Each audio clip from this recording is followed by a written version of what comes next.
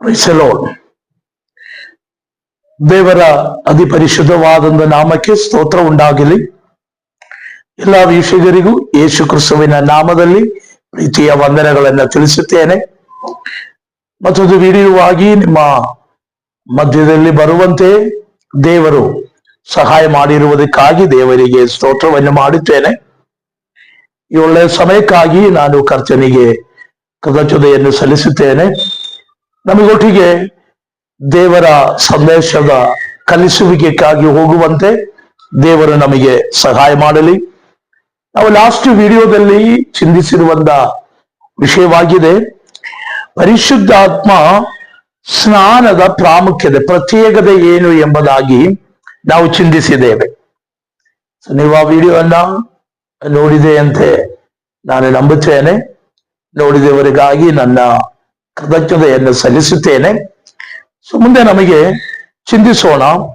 ಮುಂದಿನ ವಿಷಯಕ್ಕೆ ಹೋಗುವುದಕ್ಕಾಗಿ ಕರ್ತನು ನಮ್ಮನ್ನು ಸಹಾಯ ಮಾಡಲಿ. Filling of the Holy Spirit ಅಂದರೆ ಪರಿಶುದ್ಧಾತ್ಮನ ತುಂಬುವಿಕೆ ಎಂಬುದಾಗಿ. ಪವಿತ್ರಾತ್ಮನ ತುಂಬುವಿಕೆ, ಆತ್ಮನ ಪರಿಶುದ್ಧಾತ್ಮನ ತುಂಬುವಿಕೆ, filling of the Holy Spirit. ಪೀಠಿಗೆಯಾಗಿ ನಮಗೆ ಕೆಲವೊಂದು ಕಾರ್ಯಗಳನ್ನು ಚಿಂತಿಸುವುದಕ್ಕೆ ಇಷ್ಟಪಡುತ್ತೇನೆ. ಪರಿಶುದ್ಧಾತ್ಮನ ತುಂಬುವಿಕೆ ಒಬ್ಬ ವ್ಯಕ್ತಿಯಲ್ಲಿ ಯಾವಾಗಲೂ ಬೇಕಾಗಿರುವಂತದಾಗಿದೆ. ಪರಿಶುದ್ಧಾತ್ಮನ ತುಂಬುವಿಕೆ ಒಬ್ಬ ವ್ಯಕ್ತಿಯಲ್ಲಿ ಯಾವಾಗಲೂ ಬೇಕಾಗಿರುವಂತ ವಿಷಯವಾಗಿದೆ. ಆದರೆ ಪರಿಶುದ್ಧಾತ್ಮ ಸ್ನಾನ ಒಂದೇ ಒಂದು ಸರಿ ಮಾಡಿಸಿದರೆ, ಹೊಂದಿದರೆ ಸಾಕು. ಪರಿಶುದ್ಧಾತ್ಮ ಸ್ನಾನ ಒಂದು ಸರಿಯು, ಪರಿಶುದ್ಧಾತ್ಮನ ತುಂಬುವಿಕೆ ಎಲ್ಲಾ ಸಮಯಗಳಲ್ಲಿಯೂ ಆಗಬೇಕು ಎಂಬುದಾಗಿ ವಚನ ನಮಗೆ ಹೇಳುತ್ತಾ ಇದೆ. ರೋಮಾಪುರದವರಿಗೆ ಬರೆದ ಪತ್ರಿಕೆ 8ನೇ ಅಧ್ಯಾಯ 14ನೆಯ ವಾಕ್ಯವನ್ನು ನಾವು ಓದಿಕೊಳ್ಳುವಾಗ ನಮಗೆ ಕಾಣುವುದಕ್ಕೆ ಸಾಧ್ಯ. ಆತ್ಮನಿಂದ ತುಂಬುವಿಕೆ ಪ್ರತಿ ದಿವಸಗಳು, ಅಂದರೆ ದೈವಿಕ ಸಮ್ಮುಖಕ್ಕೆ ನಾವು ಕೂಡಿ ಬರುವ ಸಮಯದಲ್ಲೆಲ್ಲ ಪರಿಶುದ್ಧಾತ್ಮನ ತುಂಬುವಿಕೆ ಉಂಟಾಗಬೇಕು. ಉದಾಹರಣೆ, ನಾವು ಕುಡಿಯುವಂತ ನೀರು ಎತ್ತಿಟ್ಟಿರುವಂತ ಬೋಟಲ್ನಲ್ಲಿ ಕುಡಿದು ಆ ನೀರು ಮುಗಿಯುವಾಗ ಮತ್ತು ನಾವು ನೀರು ತುಂಬಿಸುವ ಹಾಗೆ ನಮ್ಮ ಜೀವಿತದಲ್ಲಿ ಪರಿಶುದ್ಧಾತ್ಮನ ತುಂಬುವಿಕೆ ಪ್ರತಿದಿನವೂ ಬೇಕಾಗಿದೆ. ಪ್ರತಿದಿನವೂ ಬೇಕಾಗಿದೆ ಪರಿಶುದ್ಧಾತ್ಮನ ತುಂಬುವಿಕೆ. ಒಂದು ಉದಾಹರಣೆಯಾಗಿ ಹೇಳಿದರೆ, ಯೇಸು ಕ್ರಿಸ್ತುವಿನ ಮತ್ತು ಸ್ನಾನಿಗೆ ಯೋಹಾನನ ಜನನದ ಸಮಯಕ್ಕೆ ನಾವು ನೋಡಿಕೊಳ್ಳುವಾಗ ಲೂಕನ ಬರೆದ ಸುವಾರ್ತೆ 4ನೇ ಅಧ್ಯಾಯ ಅದರ 1ನೇ ವಾಕ್ಯವನ್ನು ನಾವು ಕಲಿಯುವಾಗ, ಎಫೆಸ ಬರೆದ ಪತ್ರಿಕೆ 5ನೇ ಅಧ್ಯಾಯ 18ನೇ ವಾಕ್ಯ ಕೂಡ ಅದರ ಜೊತೆ ಸೇರಿಸಿ ನಾವು ಕಲಿಯುವುದಾದರೆ, ಸ್ನಾನಿಗನಾದಂದ ಯೋಹಾನನು, ಅವನ ತಾಯಿಯಾದಂದ ಎಲಿಸಬೆತಳು, ಆಮೇಲೆ ಆ ಹೊಟ್ಟೆ ಒಳಗೆ ಎಲಿಸಬೆತ್ತಳ ಹೊಟ್ಟೆ ಒಳಗೆ ಸ್ನಾನಿಗನಾದಂದ ಯೋಹಾನನಿರುವಾಗ ಹೆಚ್ಚು ಕಡಿಮೆ 3 ತಿಂಗಳು 4 ತಿಂಗಳು, ಆಮೇಲೆ ಆ ಹೊಟ್ಟೆ ಒಳಗಡೆ ಪ್ರಾಯದಲ್ಲಿರುವಾಗ ಯೇಸು ಕ್ರಿಸ್ತುವಿನ ತಾಯಿಯಾದಂದ ಮರಿಯಳು ಈ ಎಲಿಸಬೆತಳನ್ನ ವಂದಿಸುವಾಗ ಆ ಶಬ್ದವನ್ನು ಕೇಳಿ ವಾಕ್ಯ ಹೇಳುತ್ತಾ ಇದೆ, ಯೋಹಾನನು, ಸ್ನಾನಿಗನಾದ ಯೋಹಾನನು ಪರಿಶುದ್ಧಾತ್ಮನಿಂದ ತುಂಬಲ್ಪಟ್ಟಿತು ಎಂಬುದಾಗಿ. ಮಾತ್ರವಲ್ಲ, ಕರ್ತನಾದ ಯೇಸು ಕ್ರಿಸ್ತುವಿನ ಜನನ ಪವಿತ್ರಾತ್ಮನಿಂದಲೇ ಎಂಬುದಾಗಿ ನಮಗೆ ಗೊತ್ತಾಗುತ್ತದೆ. ಇದು ಒಂದು ಸಣ್ಣ ಉದಾಹರಣೆ, ಸಾಮ್ಯವಾಗಿ ನಿಮಗೆ ತಿಳಿಸುತ್ತಾ ಇದೆ. ಆತ್ಮನ ತುಂಬುವಿಕೆ ಪ್ರತಿದಿನವೂ ಬೇಕಾಗಿದೆ.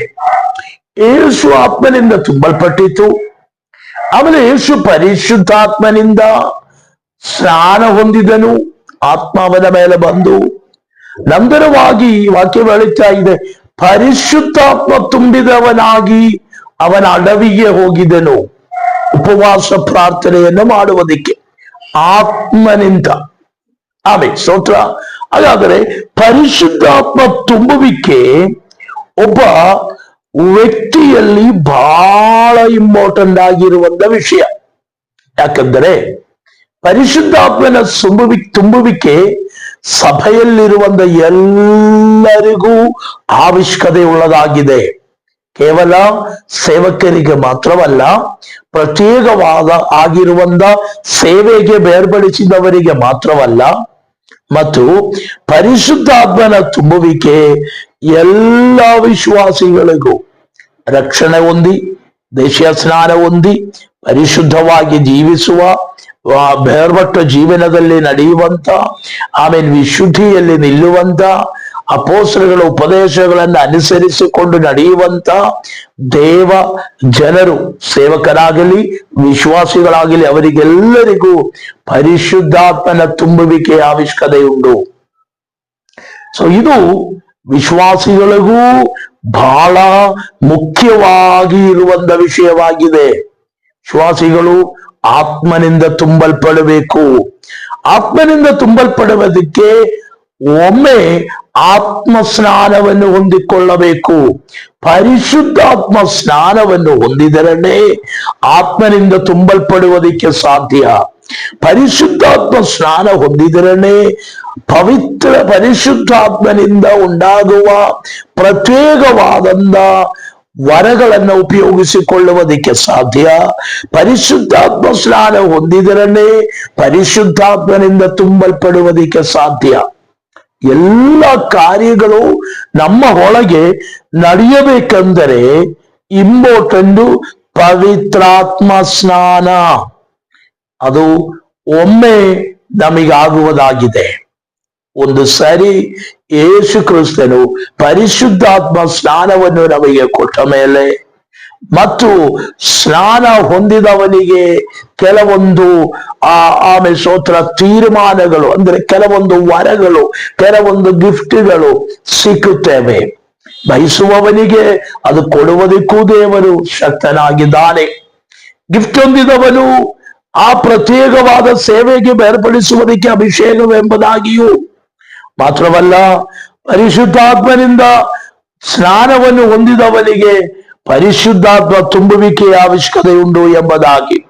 ಹಾಗಾದರೆ ಈ ಭಾಗ ನಿಮಗೆ ಬಹಳ ಕ್ಲಿಯರ್ ಆಗಿ ಅರ್ಥವಾಯಿತು ಎಂಬುದಾಗಿ ನಾನು ನಂಬುತ್ತೇನೆ. ಆತ್ಮ ಸ್ನಾನ, ಆತ್ಮ ತುಂಬುವಿಕೆ ಆಮೇಲೆ ಎರಡಾಗಿದೆ ಎಂಬುದಾಗಿ ಕೂಡ ಹೇಳುವುದಕ್ಕೆ ಇಷ್ಟಪಡುತ್ತೇನೆ. ಆತ್ಮ ಸ್ನಾನ ಒಂದೇ ಸರಿ, ಆತ್ಮನ ತುಂಬುವಿಕೆ ಎಲ್ಲ ಸಮಯದಲ್ಲಿಯೂ. ಯಾವಾಗೆಲ್ಲ ಪರಿಶುದ್ಧಾತ್ಮನಿಂದ ನಾವು ಆಮೇಲೆ ಸ್ತೋತ್ರ ಕಡಿಮೆ ಆಗುತ್ತೇವೆ, ಆತ್ಮ ತುಂಬುವಿಕೆ ನಮ್ಮಲ್ಲಿ ಕಡಿಮೆ ಆಗುವಾಗೆಲ್ಲ ನಾವು ಫಿಲ್ ಪರಿಶುದ್ಧಾತ್ಮನಿಂದ ತುಂಬುವುದಕ್ಕೆ ಉಪವಾಸಗಳನ್ನ ತಗೊಳ್ಳು, ಪ್ರಾರ್ಥನೆಗಳನ್ನ ಮಾಡುತ್ತಾ ದೇವರ ಮುಂದೆ ಬೇಡುತ್ತಾ ಇರಬೇಕು. ಆಗ ಆತ್ಮ ಸ್ನಾನದಿಂದ ತುಂಬುವುದಕ್ಕೆ ಸಾಧ್ಯವಾಗುತ್ತದೆ. ಅದರಲ್ಲಿ ನಾವು ಒಂದನೇದಾಗಿ ಕಲಿಯುವಂತ ವಿಷಯ, ಒಂದು ಆತ್ಮ ತುಂಬುವಿಕೆಯ ಅವಶ್ಯಕತೆ ಏನು, ಏನಕ್ಕಾಗಿದೆ? ಪರಿಶುದ್ಧಾತ್ಮನ ತುಂಬುವಿಕೆಯ ಅವಶ್ಯಕತೆ. ಕೆಲವರು ಚಿಂತೆ ಮಾಡುತ್ತೇವೆ, ಪರಿಶುದ್ಧಾತ್ಮ ಸ್ನಾನ ಹೊಂದಿದರೆ ಸಾಕಲ್ವಾ, ಅದರ ಅಭಿಷೇಕ ಬೇಕಾ, ಆತ್ಮ ತುಂಬುವಿಕೆ ಬೇಕಾ ಎಂಬುದಾಗಿ ಚಿಂತೆ ಮಾಡುತ್ತೇವೆ. ಕೆಲವರು ಚಿಂತೆ ಮಾಡುವುದು ಪರಿಶುದ್ಧಾತ್ಮ ಸ್ನಾನ ಎಂದು ಹೇಳಿ ಪ್ರತ್ಯೇಕವಾದಂತ ಒಂದು ಸ್ನಾನ ಕೂಡ ಇಲ್ಲ. ಒಮ್ಮೆ ಯೇಸುವಿನನ್ನು ರಕ್ಷಕನಾಗಿ ಸ್ವೀಕರಿಸಿಕೊಳ್ಳುವಾಗ ಆತ್ಮ ನಮ್ಮ ಒಳಗೆ ಬಂದಿರುತ್ತದೆ. ಸೊ ಅದರಿಂದ ನಮಗೆ ಇನ್ನೂ ಒಂದು ಸ್ನಾನ, ಆತ್ಮ ಸ್ನಾನದ ಅವಶ್ಯಕತೆ ಇಲ್ಲ ಎಂಬುದಾಗಿ ಚಿಂತಿಸುವವರು ಇದ್ದಾರೆ. ಆದರೆ ವಚನ ನಮಗೆ ಹಂಗೆ ಹೇಳುತ್ತಾ ಇಲ್ಲ. ಪರಿಶುದ್ಧಾತ್ಮ ಸ್ನಾನ ಎಂಬುದಾಗಿ ಕೃತ್ಯವಾಗಿ ವಚನ ಹೇಳುತ್ತಾ ಇದೆ. ಪರಿಶುದ್ಧಾತ್ಮ ಸ್ನಾನ ಹೊಂದಿದವರು ಇಂದವರು ಎಂದೇ ವಚನ ನಮಗೆ ಹೇಳುತ್ತಾ ಇದೆ. ಹಾಗಾದರೆ ಸಭೆಯಲ್ಲಿ ಪರಿಶುದ್ಧಾತ್ಮ ಸ್ನಾನ ಬೇಕಾಗಿರುವುದಾಗಿದೆ. ಸೊ ಆ ವಿಷಯಗಳನ್ನ ಮುಂದಿನದ ವಿಡಿಯೋಗಳಲ್ಲಿ ನೀವು ನೋಡಿದರೆ ಅದನ್ನು ವ್ಯಕ್ತವಾಗಿ ನಿಮಗೆ ಅರ್ಥವಾಗುತ್ತೇವೆ. ಹಾಗಾದರೆ ಇವತ್ತು ನಾವು ಚಿಂತಿಸುವುದಕ್ಕಿರುವಂತ ವಿಷಯ, ಆತ್ಮನ ತುಂಬುವಿಕೆಯ ಅವಶ್ಯಕತೆ ಏನು? ಏನಕ್ಕೆ ಆತ್ಮನ ತುಂಬುವಿಕೆ? What is a need of filled by Holy Spirit? ಏನಾಗಿದೆ ಅದರ ಅವಶ್ಯಕತೆ ಎಂಬುದಾಗಿ ಒಂದೊಂದಾಗಿ ನಮಗೆ ಚಿಂತಿಸೋಣ. ಒಂದನೇ ವಿಷಯ, ನಂಬರ್ 1, ಒಂದನೇ ವಿಷಯ ಏನಂದರೆ ಅಪೊಸ್ತಲರ ಕೃತ್ಯಗಳ ಪುಸ್ತಕ 4ನೇ ಅಧ್ಯಾಯ 7ನೇ ವಾಕ್ಯದಲ್ಲಿ ನಾವಲ್ಲಿ ನೋಡುವಾಗ ಕಾಣುತ್ತದ ಒಂದು ವಿಷಯ, ಯೇಸು ಕ್ರಿಸ್ತನ ಸಾಕ್ಷಿಯಾಗಿ ನಿಲ್ಲುವುದಕ್ಕೆ, ಯೇಸು ಕ್ರಿಸ್ತನ ಸಾಕ್ಷಿಯಾಗಿ ಹೋಗುವಂತ ಎಲ್ಲ ಜಾಗದಲ್ಲಿಯೂ ಕ್ರಿಸ್ತನ ಸಾಕ್ಷಿಯಾಗುವುದಕ್ಕೆ, ಆಮೇಲೆ ಕ್ರಿಸ್ತನ ರೆಪ್ರೆಸೆಂಟೇಟಿವ್ ಆಗುವುದಕ್ಕೆ, ಯೇಸುವಿನ ಸಾಕ್ಷಿ ಹೇಳುವುದಕ್ಕಾಗಿದೆ ಪರಿಶುದ್ಧಾತ್ಮನ ತುಂಬುವಿಕೆಯ ಅವಶ್ಯಕತೆ. ಯಾಕಂದರೆ ಆತ್ಮನಿಂದ ತುಂಬಲ್ಪಟ್ಟವನು, ಇವತ್ತು ಪರಿಶುದ್ಧಾತ್ಮನಿಂದ ತುಂಬಲ್ಪಟ್ಟವನು ಅವನ ಪ್ರಯಾಣದಲ್ಲಿ, ಅವನ ಕೆಲಸಕ್ಕೆ ಹೋಗುವಂತ ಸಮಯದಲ್ಲಿ, ಬೇರೆ ಎಲ್ಲಾದರೂ ಸಂಚರಿಸುವ ಸಮಯದಲ್ಲಿ, ಊರಲ್ಲಿ, ಆಮೇಲೆ ಸ್ತೋತ್ರ ಇರುವಾಗ ಯಾರ ಮುಂದೆಯೂ ಅವನ ಯೇಸುವಿನನ್ನ ಸಾಕ್ಷಿಯಾಗಿ ಇಟ್ಟಿರುತ್ತದೆ. ಹೇಳುವುದಕ್ಕಿರುವಂತ ಆ ಒಂದು ಹುಮ್ಮಸ್ಸು, ಆ ಒಂದು ಬಲವೆಲ್ಲ ಆತ್ಮ ತುಂಬುವಿಕೆಯಿಂದಲೂ ಉಂಟಾಗುತ್ತದೆ. ಸೊ ನಾವು we must witness our Lord Jesus Christ, ಯೇಸು ಕ್ರಿಸ್ತುವಿನ ಸಾಕ್ಷಿಗಳಾಗುವುದಕ್ಕೆ ಪ್ರತಿದಿನವೂ ಸಾಕ್ಷಿಗಳಾಗುವುದಕ್ಕೆ ಪ್ರತಿದಿನವೂ ಆತ್ಮನ ತುಂಬುವಿಕೆಯ ಅವಶ್ಯಕತೆ ಉಂಟು. 2 ಅಪೊಸ್ತಲರ ಕೃತ್ಯಗಳು 4ನೇ ಅಧ್ಯಾಯ 30ನೇ ವಾಕ್ಯದಿಂದ 31ನೇ ವಾಕ್ಯದವರೆಗೂ ನಾವು ಓದುವಾಗ, ವಾಕ್ಯವನ್ನು ಧೈರ್ಯವಾಗಿ ಮಾತನಾಡುವುದಕ್ಕೆ ಆತ್ಮ ತುಂಬುವಿಕೆ ಬೇಕು. ಪರಿಶುದ್ಧಾತ್ಮನ ತುಂಬುವಿಕೆ ಇದ್ದರೇ ಎಲ್ಲಾ ಸಮಯದಲ್ಲಿಯೂ ದೇವರ ವಚನ ಅದರ ಗೌರವದಿಂದ ಮಾತನಾಡುವುದಕ್ಕೆ ಸಾಧ್ಯ.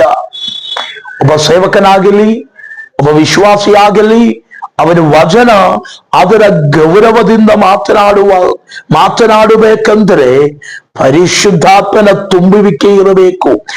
ಆತ್ಮ ತುಂಬುವಿಕೆ ಇದ್ದರೆ ವಚನ ಧೈರ್ಯವಾಗಿ ಮಾತನಾಡುವುದಕ್ಕೆ ಸಾಧ್ಯ.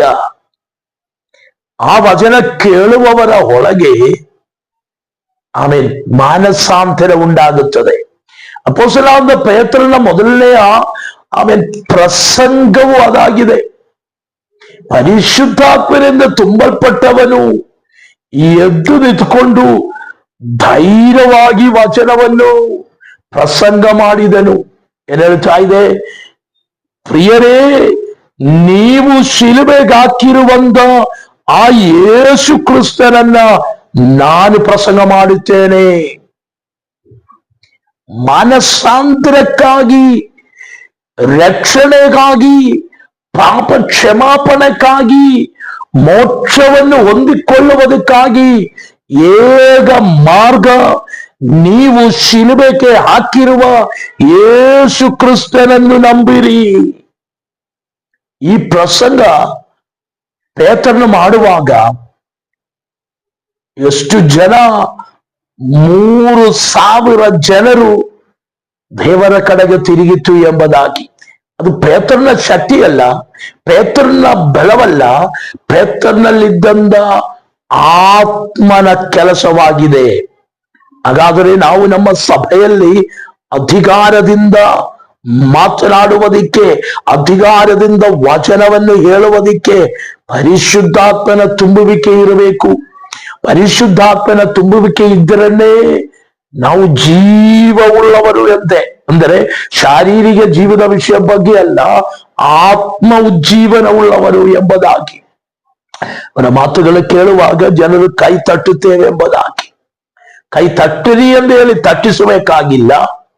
ಪ್ರಸಂಗ ಪರಿಶುದ್ಧಾತ್ಮನಿಂದ ತುಂಬಲ್ಪಟ್ಟವನು ಪ್ರಸಂಗ ಮಾಡುವಾಗ ಕೇಳುವಂದವರು ಆಟೋಮ್ಯಾಟಿಕಲಿ ಸ್ತೋತ್ರ ಹೇಳುತ್ತೇವೆ, ಆಟೋಮ್ಯಾಟಿಕಲಿ ದೇವರನ್ನ ಮಹಿಮಪಡಿಸುತ್ತೇವೆ, ಅವರಿಗೆ ಚಪ್ಪಾಳೆಯನ್ನು ಹೊಡೆಯುತ್ತೇವೆ. ಯಾಕಂದರೆ ಅವರನ್ನು ಹೊಡಿಸಬೇಕಾಗಿಲ್ಲ, ವಾಕ್ಯ ಶಕ್ತಿಯಾಗಿ ಅವರ ಒಳಗೆ ಬೀಳುತ್ತದೆ. ಅದರಿಂದ ಪರಿಶುದ್ಧಾತ್ಮನ ತುಂಬುವಿಕೆಯ ಅವಶ್ಯಕತೆಯುಂಟು. ಪ್ರತಿದಿನವೂ ಆರಾಧನೆ, ಪ್ರಾರ್ಥನೆ ಇದೆಲ್ಲ ಸತ್ತಂದ ರೀತಿಯಲ್ಲಿ ಆಗಬಾರದು ಎಂಬುದಾಗಿ. ಅರ್ಥ ಆಯ್ತಾ? ಆಮೇಲೆ ಸ್ತೋತ್ರ. ಪ್ರಕಟಣೆ ಗ್ರಂಥದಲ್ಲಿ ಹೇಳುತ್ತಾ ಇದೆ, ಜೀವವುಳ್ಳವನು ಎಂಬುದಾಗಿ ನಿನಗೆ ಹೆಸರು, ಆದರೂ ನೀ ಸತ್ತವನು ಎಂಬುದಾಗಿ. ಅದು ಯಾವ ಮರಣ, ಯಾವ ಆಮೇಲೆ ಸಾವನ್ನ ಕುರಿತಾಗಿ ಹೇಳ್ತಾ ಇದೆ ಅಂತ ಗೊತ್ತಾ?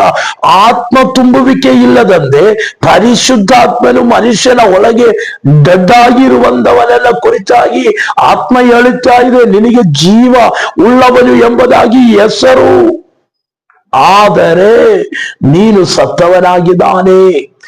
ಈ ತರ ಸತ್ತ ಆರಾಧನೆ ಅಲ್ಲ ದೇವರಿಗೆ ಬೇಕಾಗಿರುವುದು. ಬದುಕಿರುವಂತ ಆರಾಧನೆ, ಜೀವವುಳ್ಳಂತ ಆರಾಧನೆ. ನಮ್ಮ ಆರಾಧನೆಗಳು ಜೀವವುಳ್ಳದಾಗಬೇಕಂದರೆ, ವಚನ ಸಾರುವುದು ಜೀವವುಳ್ಳದಾಗಬೇಕಂದರೆ, ಪ್ರಾರ್ಥನೆ ಜೀವವುಳ್ಳದಾಗಬೇಕಂದರೆ, ಆಮೇಲೆ ಸ್ತೋತ್ರ, ಪರಿಶುದ್ಧಾತ್ಮನ ತುಂಬುವಿಕೆ ಅವಶ್ಯಕತೆಯುಂಟು. ಪರಿಶುದ್ಧಾತ್ಮನ ತುಂಬುವಿಕೆಯಿಂದ ನಾವು ಪ್ರಸಂಗ ಮಾಡುವಾಗ, ಪ್ರಾರ್ಥನೆ ಮಾಡುವಾಗ ನಮ್ಮ ಹತ್ತಿರದಲ್ಲಿ ಇರುವವನಿಗೆ ಏನಾಗುತ್ತದೆ? ಸ್ತೋತ್ರ ಹೇಳಬೇಕಂದ್ರೆ ಅವನ ಒಳಗಿನ ಪ್ರೇರೇಪಣೆ ಆಗುತ್ತದೆ. ವಚನಕ್ಕೆ ಪ್ರತ್ಯುತ್ತರವಾಗಿ ಸ್ತೋತ್ರ ಹೇಳಬೇಕಂದ್ರೆ ಅವನ ಒಳಗೆ ಪ್ರೇರೇಪಣೆ ಉಂಟಾಗುತ್ತದೆ. ಅದಾಗಿದೆ ಪರಿಶುದ್ಧಾತ್ಮನ ತುಂಬುವಿಕೆ ಬೇಕು ಎಂಬುದಾಗಿ ವಚನ ಕೂಡ ನಮಗೆ ಹೇಳುತ್ತಾ ಇದೆ.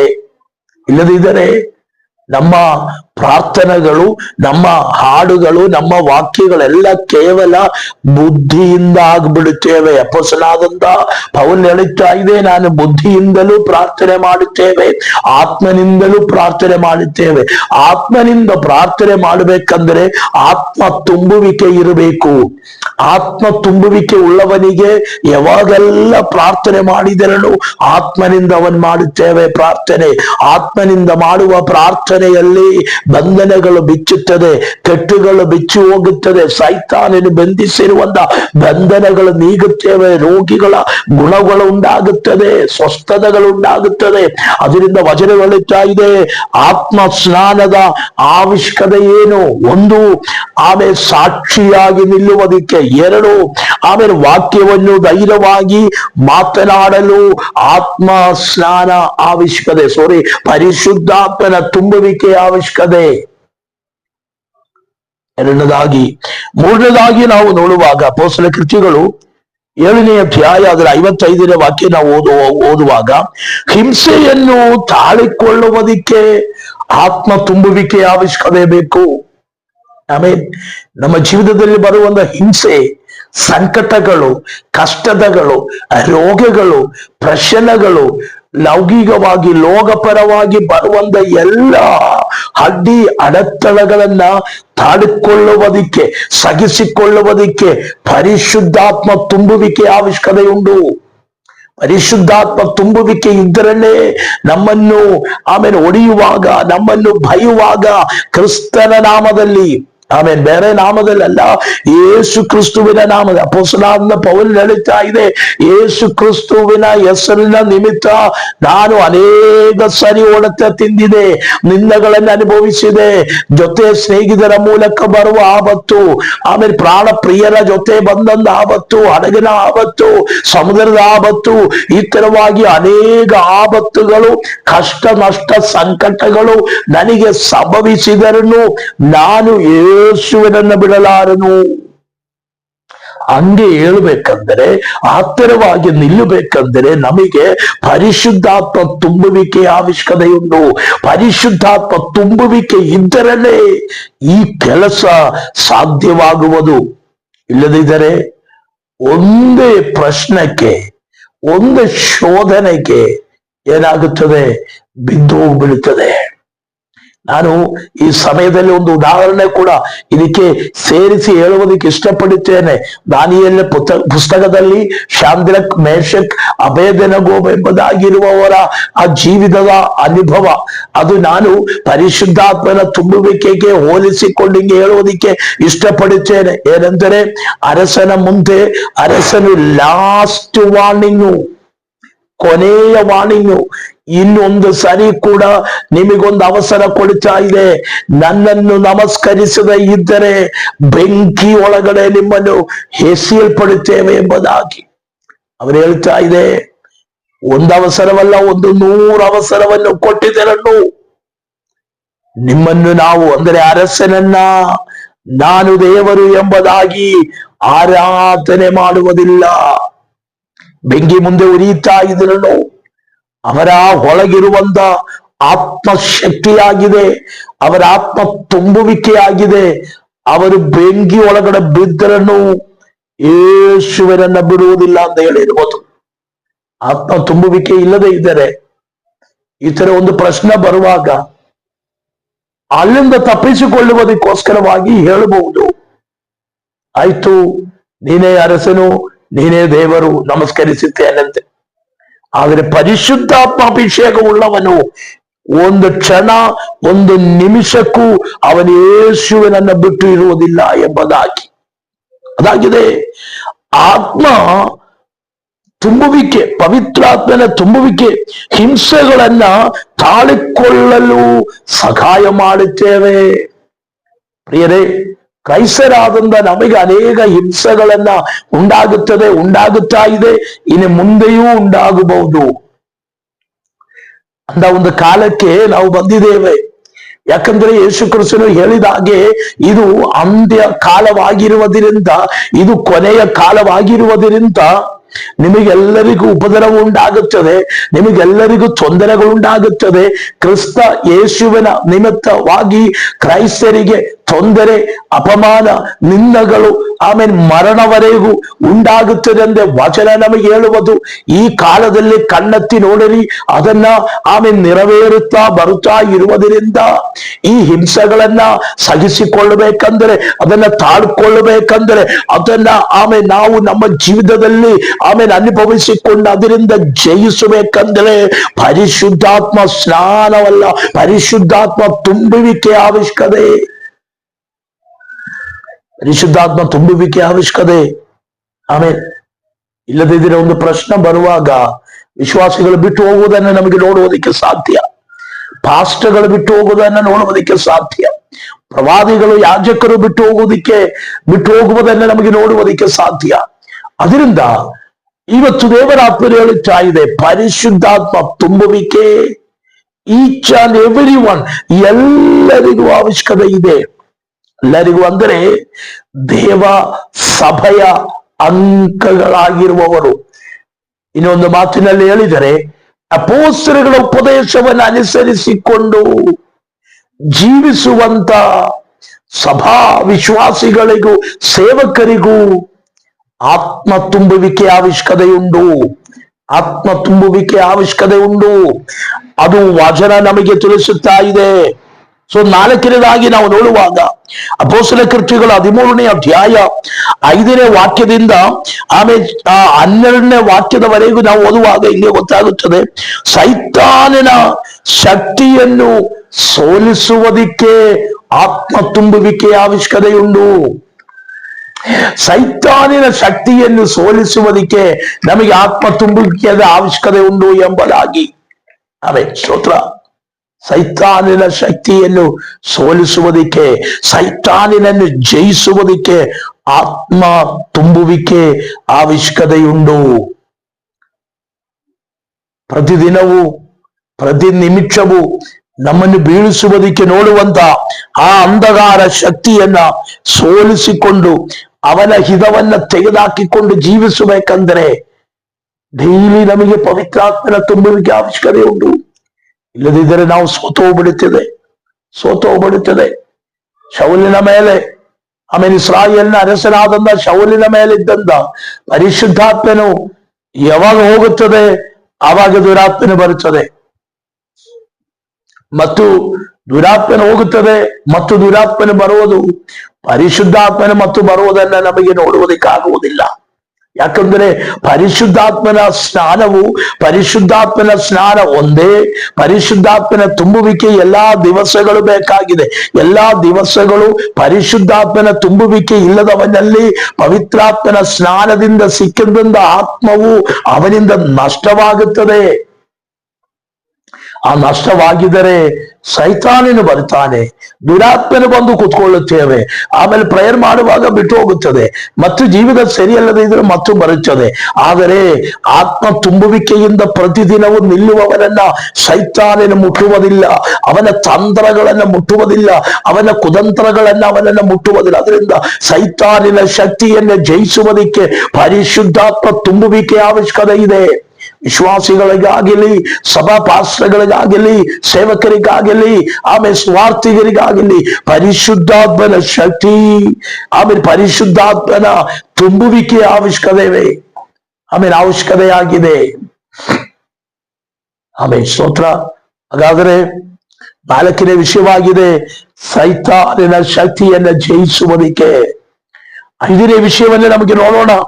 5ನೇ ವಿಷಯ 1 ಪೇತ್ರನ ಬರೆದ ಪತ್ರಿಕೆ 1ನೇ ಅಧ್ಯಾಯ 2ನೇ ವಾಕ್ಯವು, ಎಫೆಸಕ್ಕೆ ಬರೆದ ಪತ್ರಿಕೆ 4ನೇ ಅಧ್ಯಾಯ 23, 24 ವಾಕ್ಯಗಳನ್ನು ಓದುವಾಗ ಪವಿತ್ರತೆಯುಳ್ಳಂತ ಜೀವಿತವನ್ನು ನಡೆಸುವುದಕ್ಕೆ, ವಿಶುದ್ಧಿಯುಳ್ಳ ಜೀವಿತ ನಡೆಸುವುದಕ್ಕೆ ಪರಿಶುದ್ಧಾತ್ಮನ ತುಂಬುವಿಕೆಯ ಅವಶ್ಯಕತೆ ಉಂಟು. ಪರಿಶುದ್ಧಾತ್ಮನ ತುಂಬುವಿಕೆ ಇಲ್ಲದೆ ಇರುವವನಿಗೆ ವಿಶುದ್ಧಿಯುಳ್ಳ ಜೀವಿತ ನಡೆಸುವುದಕ್ಕಾಗುವುದಿಲ್ಲ. ಅದರಿಂದ ಪರಿಶುದ್ಧಾತ್ಮನ ತುಂಬುವಿಕೆ ನಮಗೆ ಅತ್ಯಂತಾಪೇಕ್ಷಿತವಾಗಿದೆ. ಅನೇಕ ಪ್ರಿಯಪಟ್ಟವರು ವಿಶುದ್ಧಿಯಿಂದ ಬಿದ್ದು ಹೋಗಿದ್ದಾರೆ, ವಿಶುದ್ಧಿಯುಳ್ಳ ಜೀವಿತದಿಂದ ಬಿದ್ದು ಹೋಗಿದ್ದಾರೆ. ಹಳೆಯ ಒಡಂಬಡಿಕೆಯಲ್ಲಿಯೂ ಹೊಸ ಒಡಂಬಡಿಕೆಯಲ್ಲಿಯೂ ನಮಗೆ ನೋಡುವುದಕ್ಕೆ ಸಾಧ್ಯ.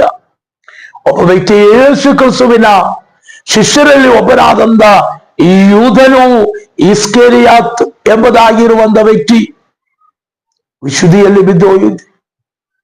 ಅನನ್ಯಾಸನು ಸಫೀರಳು ವಿಶುದ್ಧಿಯಿಂದ ಬಿದ್ದು ಹೋಗಿದೆ. ಹಾಗೆ ದೇಮೋಸ್ ಈ ಲೋಕವನ್ನು ಪ್ರೀತಿಸಿ ವಿಶುದ್ಧಿಯಿಂದ ಬಿದ್ದು ಹೋಗಿದೆ.